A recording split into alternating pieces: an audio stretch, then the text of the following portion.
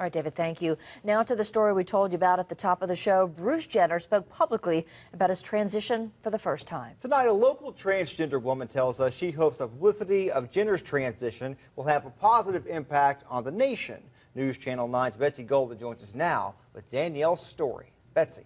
Well, Josh, Kim, Danielle Johnson says she knew when she was a young teen that she wasn't in the body she was meant to be in. Her physical gender wasn't matching her mental gender.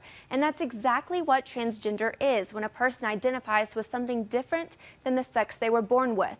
Now, some people decide to change it by wearing different clothing, taking hormones, even surgery.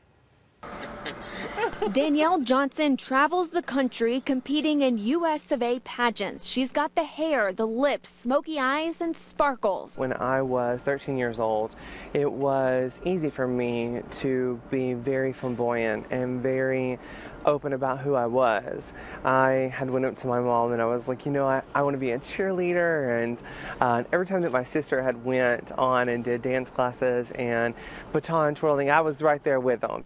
Danielle transitioned more than 10 years ago, but it's not something that happened without years of self-reflection, support from family and friends, and months of therapy with human sexuality specialists. You do have to go through an extensive amount of hormone therapy in order for you to be able to develop, physically develop into the actual female aspect, I guess you could say, or the mold of what a female looks like. For me, it wasn't just about being a gay man, it was definitely something else. She says opening up to her family and friends was a challenge, but she was greeted with support and understanding. She started a family of her own and is surrounded by people who encourage and strengthen her every day. You know, Chattanooga is definitely small when it comes into the GLBTQ community, and the good thing is that we are small, but we are definitely a family. According to the Williams Institute, Danielle is one of about 700,000 people who identify as transgender in America. That's a 0.3% of the population.